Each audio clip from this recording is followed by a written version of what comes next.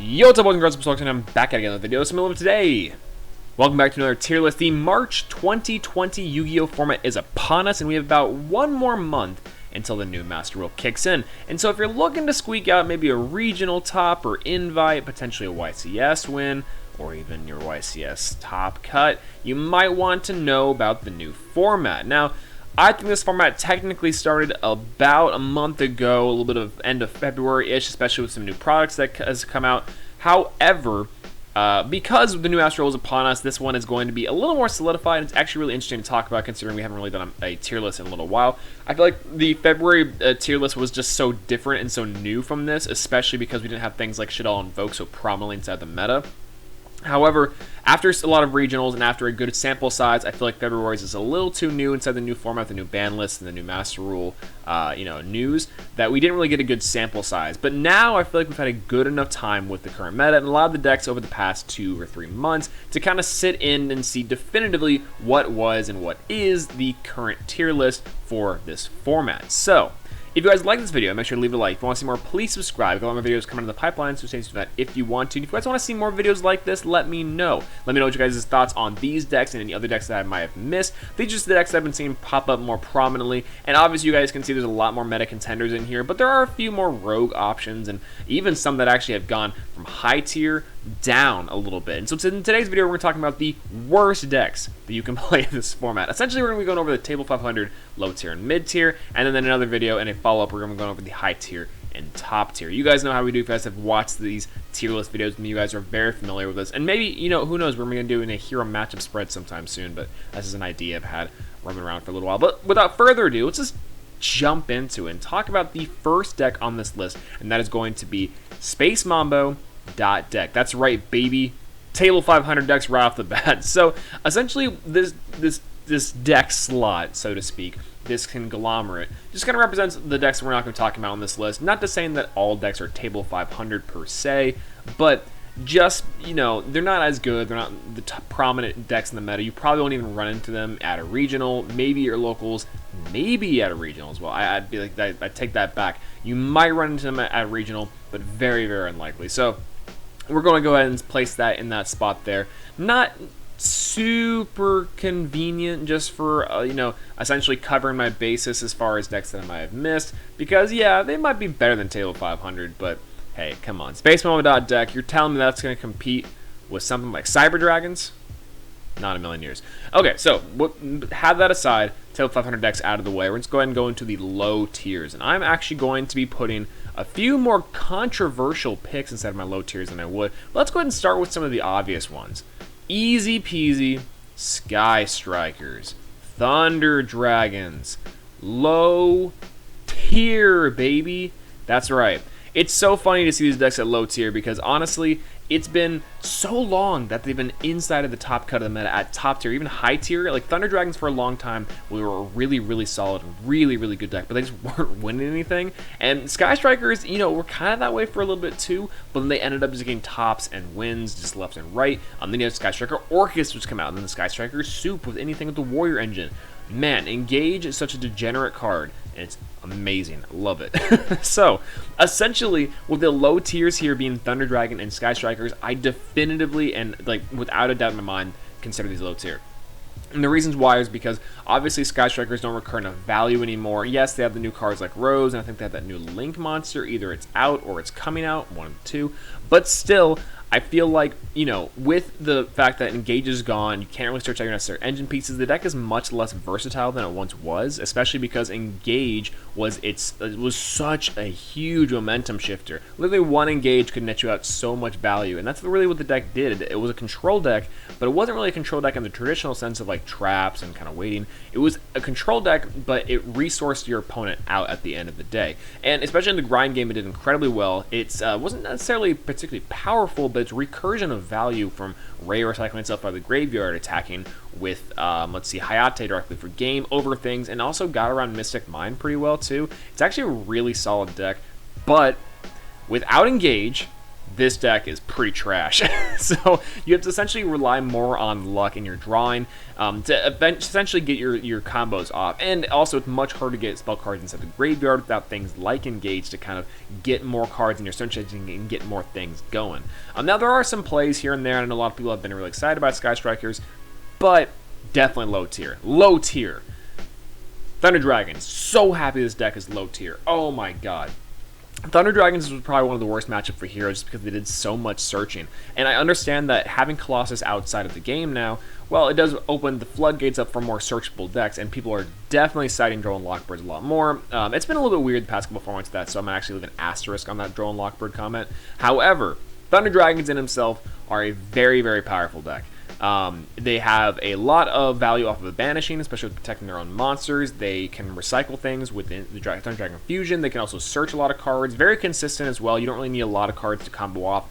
And they played through hand traps insanely well. So without Colossus, though, this deck itself as an engine is pretty much dead, and as a dedicated deck, there's not really a big win condition other than just control with Titan, but that's even a little bit too slow. And even beforehand, though, let's say you couldn't play through a lot of hand traps. If you at least ended on one Thunder monster and activated one Thunder effect, then you can get Colossus incredibly easy. And with the new Master Roll coming around the corner, I think that was the smart choice to ban that deck. So, c'est la vie. And see you later, Thunder Dragons. God, that deck sucks.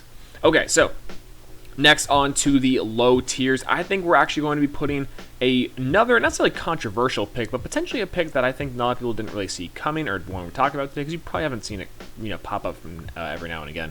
And that's going to be Trickstars and Necros. So I'm going to be putting Trickstars and Necros in this weird little limbo area because on one hand, I do definitely think that this deck can do a lot, or I'm talking about Necros. Trickstar, I'm getting ahead of myself, is definitely a deck where I think can do a whole lot in certain formats. Obviously, they're much better with the Sky Striker engine available, but unfortunately, I also think that there is there's a little bit of a consistency issue, especially because their monsters aren't necessarily that big, and so when you have them on the board, you can search Reincarnation. Trickstar Light Stage being down to 1 does really hurt the deck, and obviously that's a fault of Orcus, not necessarily just the fact of Trickstars. But even with Trickstar Light Stage at 3, I don't really see this deck doing a whole lot in this format, considering a lot of cards do gain value whenever they're banished, and also, a lot of decks just do want to cycle through their hands that way. I don't really perceive this burn strategy really making itself in the higher tier tables. Now, I could be wrong. Potentially, if there's some hidden tech out there, or even some splashable engines with Trickstars inside of them, I can see that going pretty well. But Trickstars as a solo lone engine really isn't that good. I promise you. I know there's a lot of dedicated Trickstar fans out there, a lot of waifu enthusiasts, but this deck is gone, boys. Droll and Lockbird Reincarnation is pretty much the only thing it has left to it. It's a gimmick at this point, and that's kind of the good mark of a low tier. A few tricks here and there could potentially squeeze out a win, but majority gimmicks. And that's actually where we're going to a good segue into Necros. Necros is an interesting deck to me because on one hand, it's actually a deck that's pretty incredibly consistent, especially with the incantation monsters, and you're able to use those to get into your bigger boss monsters that are really powerful. Lock out effects, lock you out of special summoning, or lock out has a negate, I think, not necessarily special summoning, but whatever it is. Anyways, the Necros cards are incredibly powerful. Another fan favorite deck because it was so prominent inside the format, and that's kind of the funny thing too. Every single top tier meta strategy becomes a rogue fan favorite at a certain point, and I think Necros right now just really isn't the deck to go with. There are easier ritual-based decks to play on a casual level as well, so I even feel like, despite this being technically the best ritual deck that we have, Necros itself right now just really isn't that powerful. In addition to that, since people are playing Drawn Lockbird for other decks like Spiral, it does hurt this deck too with it being able to search things and be a little more consistent. That and the power really isn't truly there, and they do have some problems with bricking sometimes, so that's kind of an issue as well. I know it's kind of a weird thing to say is that they're incredibly consistent, or that they're consistent and also they can brick. But the reason why I say they're consistent is because you can pull off general combos relatively easily, and they're the same combos over and over. But you do have those off chances where things do mess up. So there is that for sure. But other than that, we're going to go on to some other low tier things. I'm going to fix that real quick, because that's going to be annoying me. Okay, so on to some other decks. We have inside of the low tier strategies. Madolche. So I think I have a conflicting thing putting Madolche on this list because I know it's another fan favorite. I know for a fact that a lot of people are playing this at the regional levels, and there's some cool OTK things you can do with it. But I stand by as far as a good definition for these low tier decks. You know, they're a relatively good deck. They can kind of pull out some wins. They're not the worst thing in the world. They function really well and have a lot of gimmicks to them. And I feel like Madolche is a pretty good gimmick deck because it does get stomped out by things like Nibiru because it is a big combo deck. Dark Ruler No More obviously is another big one as well. And it's not as consistent as some of the other decks on this tier list, even within the low tiers per se, but for sure it has a losing matchup against a lot of the mid tiers, high tiers, and definitely against some of the top tiers. It does get pretty trounced by hand traps as well. Almost everything is Ash Blossom susceptible, and Ghost Ogre really actually does something against this deck, which if that gives you any indication on what the general power level of this deck is, then yeah, you know, that kind of gives you a good idea. And so there's not really much to say about Madolche right now. I think that it has a few interesting wins, a few interesting ways it can go about doing things. I know it's a fan favorite deck as well, but Madolche right now, I don't know. I think that you're much better off playing a different Xyz based deck and different combo deck if you're wanting to play it. Now it is a pretty decent budget option right now. Just because, as well, we're getting a lot of reprints for the Madolche cards coming out. So it's a pretty decent budget option, especially because a lot of people have this core line around. So you're probably able to make a relatively competent Madolche deck for your locals sometime. So there's that. Okay, on to the next one. We're actually going to be doing 2 at the moment. We're going to be doing 6 Samurais and Warrior. So here's the thing.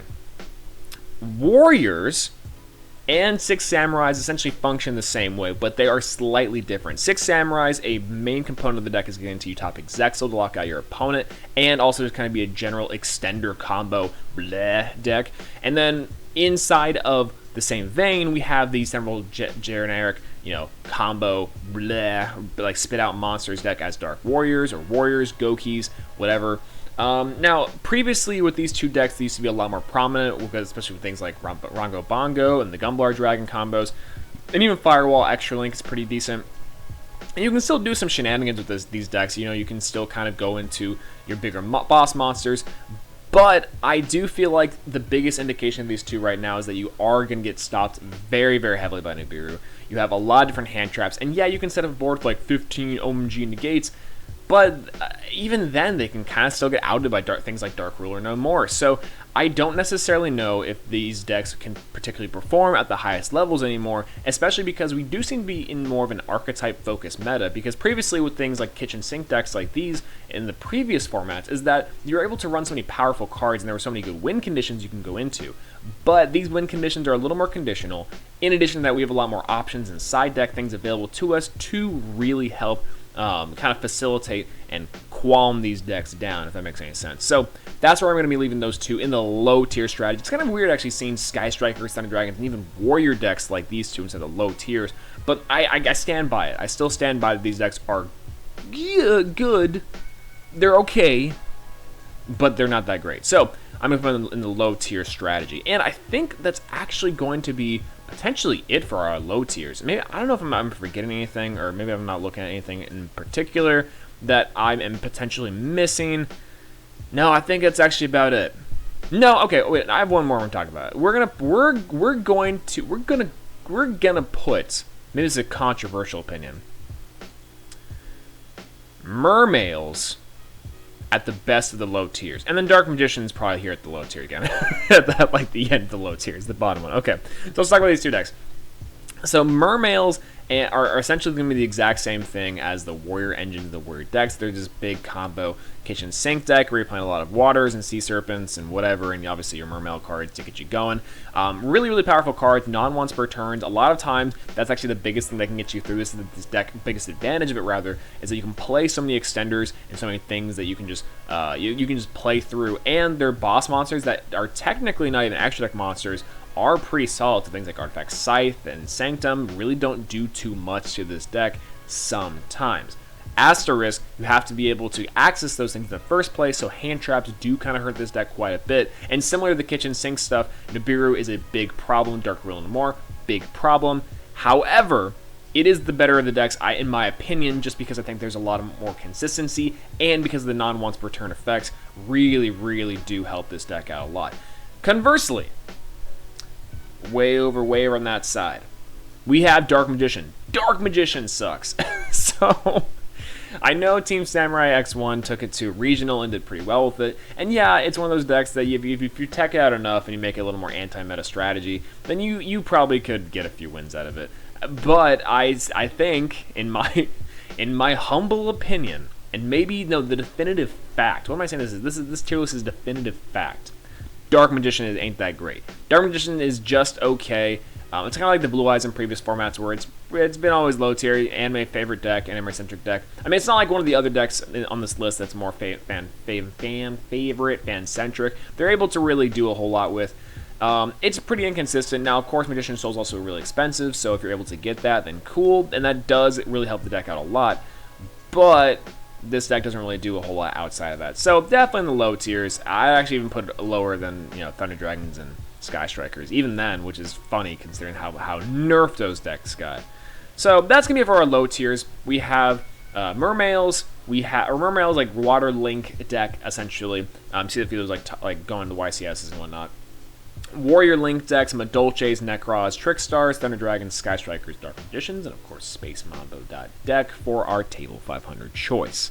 So, on to the mid-tiers. We're going to be going to the relatively controversial opinions of where I think a lot of the just okay rogue strategies are in this list. Now, the rogue strategy, as far as what will be considered in the tiers of Yu-Gi-Oh!, of mid-tier and high-tier, and then, or how people put it, tier 0, tier 1, tier 2, blah, blah. I actually really don't like the way that's structured because I feel like that's just kind of a bad way of describing decks sometimes, and I'll get into that in a later date. But essentially, mid-tier and high-tier are going to be your rogue to meta strategies, or just kind of your rogue strategies that do really well. Inside of your mid-tier matchup, we're going to go ahead and start off with a few easy ones that I think are pretty dang good for being in the mid-tier strategy. And I'm going to put three of them, kind of like I did last time, where I paired three decks together, and that's going to be Trap Tricks, Paleozoic Frogs, and Guru Control. Now, I understand that these three decks in themselves are actually, not necessarily the same, but they're all different ways of controlling the board and being control decks. And I almost want to put another deck inside there, but it's slightly different, as it's also just a little more powerful. But I definitively think that a lot of back row decks nowadays are mid-tier, especially with the release of things like Lightning Storm and everyone running a lot of spot removal, and Evenly Matched right now is everywhere, and these decks cannot maintain card advantage very well. Specifically these three. Now, Guru Control, once it gets going, is very much a snowball deck. Once you set up a few basic things, then you're able to get going. But if those things get stopped, this deck is super fragile. And that's kind of a bad mark because, yeah, some of the other decks on here are also fragile as well, but at least they can play through some extenders and kind of play through some stuff. A lot of the combo decks have that advantage over things like the control decks. So they can run really powerful things like There Can Only Be One. Solemn Judgment obviously is a really big thing, and also they have enough cards where they can potentially be consistent at it, to where I think, they can pull out some wins, but overall, pretty solid mid-tier deck. Also, pretty okay option as well as far as budget goes, because Guru is a pretty cheap card, and so on and so forth, and the reprint of Hidden City really did help too. Trap Tricks and Paleozoic Frogs kind of go hand in hand in that same vein. Now, with that new Trap Trick announced in the Duel Overload livestream, man, Trap Tricks are looking pretty dang fun. I think this deck is a really cool pick this format, and also for future formats, just because I think Trap Tricks in general are one of the interesting rank 4 archetypes that really haven't been revisited too often, even though they are a pretty big fan waifu favorite deck. Sarah was the most recent wave of support that we got, and I also got Trap Trick as well, as a really solid option actually to get some things on the field. Wick and the Dragon has a pretty cool combos with that. You can also use that card as a generic trap card for these control decks, which I really do respect and really do like. So Sarah cannot save this deck though. This deck is pretty slow. I'd argue slower than Guru Control and potentially less consistent. But I also think at the same time this deck does have a lot more powerful options available to it, and as well, it's a much more fun deck to kind of play overall, and I think with the more recent support, and also for the future support, and in the new Master Rule, this card is going to be pretty solid with its Xyz plays. So I'm going to place it solidly at mid-tier there. And then Paleozoic Frogs have been in the meta for a while. You guys already know. Totally awesome, and Totally Awesome Heroes, one of my favorite decks. But at the same time, This card's insane. This card, totally awesome. It's crazy. They have a lot of access to Borrelsaur Dragon. They can OTK. They can place control. Dino-Miscus is a really good card. Canada is a really good card, especially in the Link era before the new Master Rule. There's just so many things that this deck can really do. Now, the biggest hindrance, of course, is not a lot of starters. It's actually particularly why it's in the mid-tier and not necessarily in the high-tier strategies anymore. And that's just primarily because this deck does have a problem getting going. Yes, you can set 5 pass and then you can go from there. But similar to Guru Control, but a little more powerful is the fact that it does take a little bit longer to get going. Whereas some of these other control decks on this list don't necessarily have that problem. So that's going to be putting those ones there. So that's going to be it for the control decks for now. Let's go ahead and go and talk about a few combo decks that I'm going to be putting inside of the mid-tier strategy. Dragon Links, which I'm actually going to put in a little bit lower, different from Rocket Links, but Dragon Links specifically.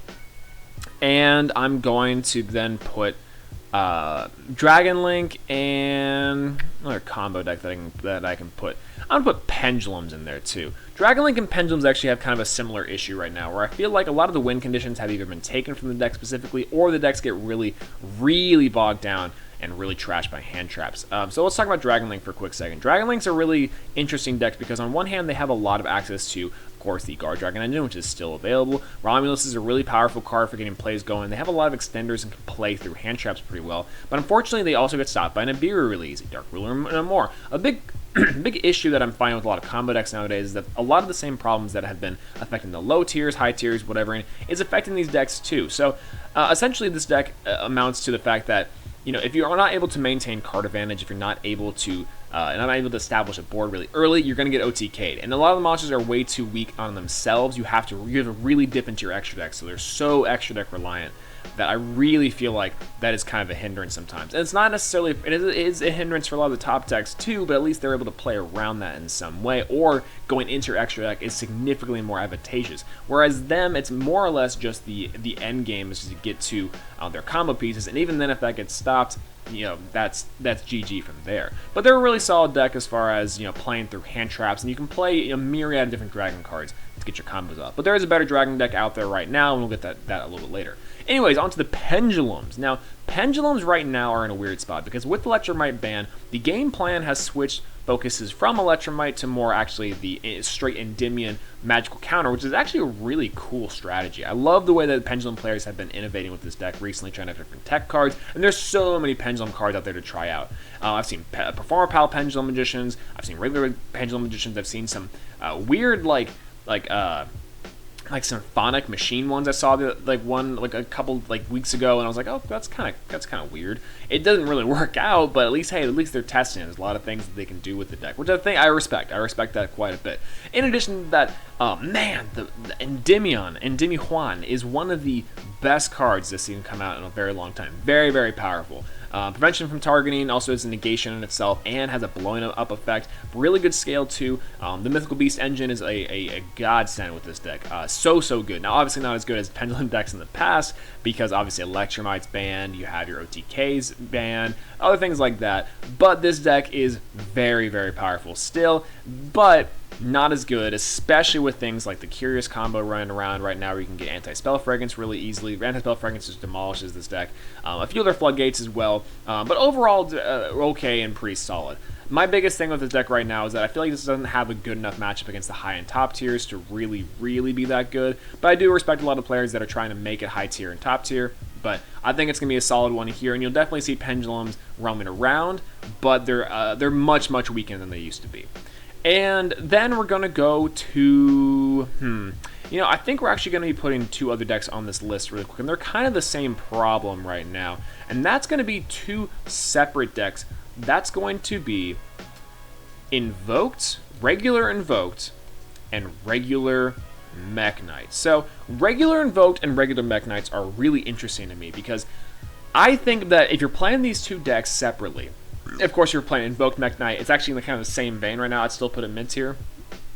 But right now, Mech Knights are in this weird spot where because Master 05 is going to come out and the columns aren't necessarily going to be that big of an issue, they still will exist, and obviously this will be a big thing, but they will be less of a factor per se because of the extra deck of Space Monster having that little long column there that kind of really helps this deck out. Yeah, I just don't know. This deck can get stopped really easily, and also it really is reliant on going second. There's not a lot of plays it can do going first. So it maintains card advantage okay, obviously the banishing effects, and the fact that you also are, but you're so reliant, essentially, is what my problem with this deck is. You're so reliant on your opponent playing, and it doesn't have enough reactionary methods, and it really doesn't have a lot of resources to going second that that really make it more than just, oh, this deck's pretty good, oh my gosh, and that's like about really all you can say about it. Same thing with Invoked. The Invoked strategy as itself as a whole, as a plain deck versus Shadoked Involved. I like that. Invoked Shaddolls is the fact that this deck is just not as consistent, and you don't have enough follow-up plays. If you have things like Caliga obviously still available to you, and if you're able to get into your other more stun cards with Invoked, it's still okay. But you can stop this deck pretty easily, and also OTK, not bad. Typically, they can't put up more than one a gate with like Mechaba or something like that, but I don't know. It just depends. This deck is definitely one on like teetering into high tier just because of the engine itself, and because a lot of more people are playing it. So it's definitely little things that more people are experimenting with. However, people are also running things against this deck. Again, similar thing to Pendulum Magicians. People are running things like Anti-Spell Fragrance, Imperial Order, Dimensional Barrier, just to take care of the top tier decks of this. So I do feel like that Invoked or Shadoked Involved is having some problems. Is going to have some problems, but at least with the pure variant, it's also way too expensive for the pure variant. Can I just say?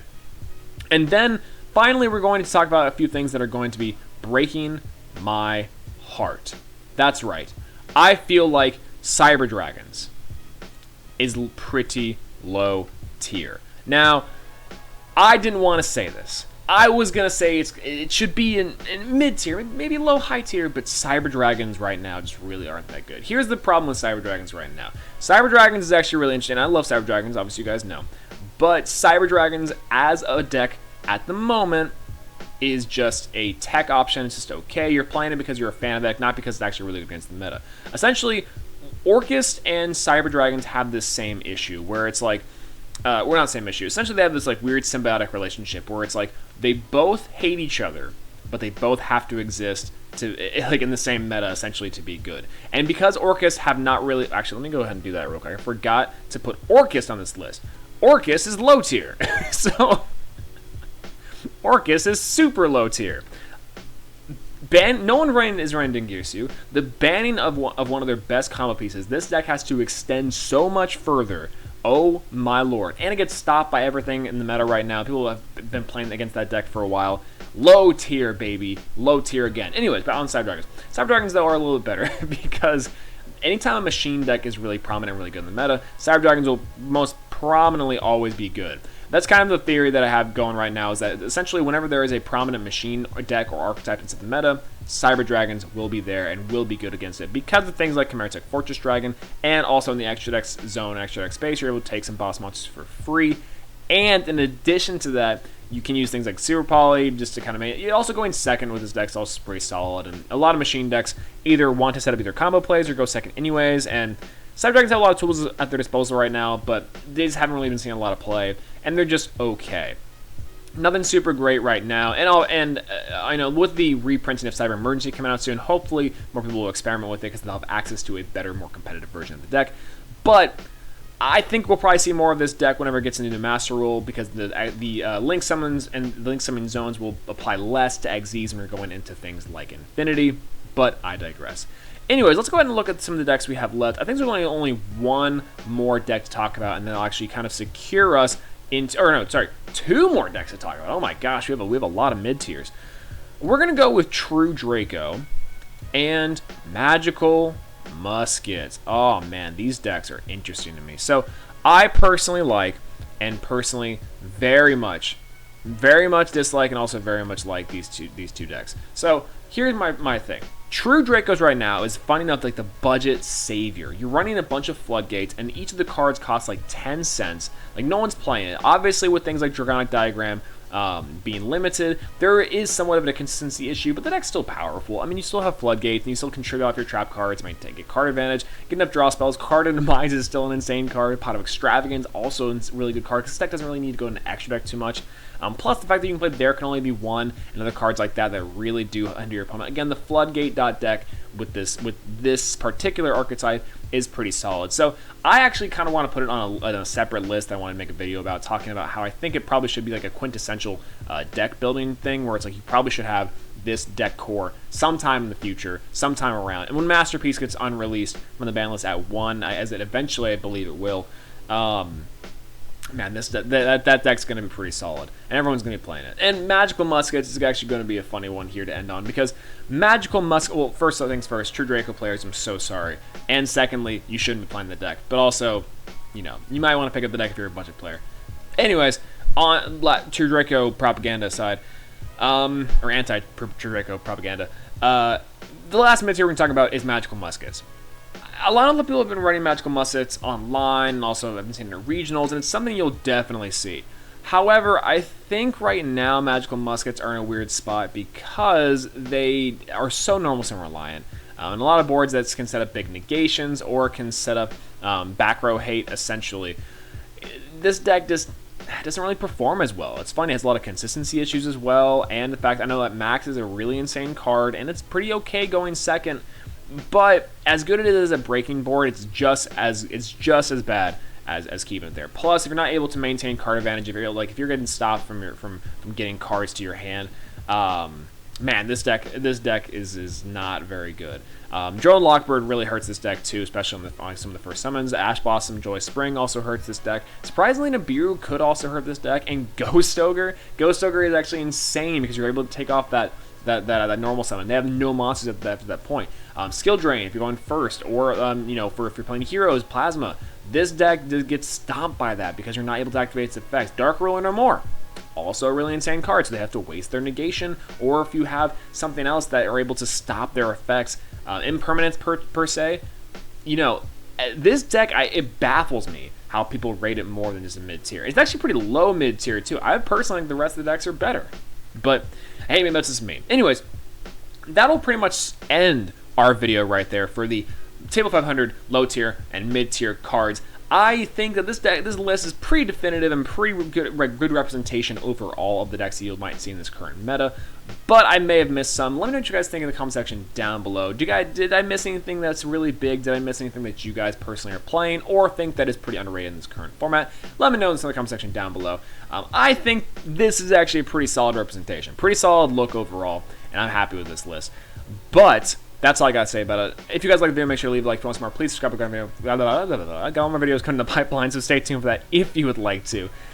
But that's all I gotta say about it. I will see you guys later when we talk about the high tier and top tier decks of this current format. I cannot wait, because that's actually a really interesting conversation in itself. Very limited pool of decks comparatively to the mid and low tiers, but this format of Yu-Gi-Oh! Is really, really solid. It's very, very, very, very diverse. Even playing some of the mid tier and low tier decks, a lot of really good rogue strategies, and then high tiers and top tiers, man, it gets really interesting, really fun, really fast. Anyways, I will talk to you guys later. Peace out.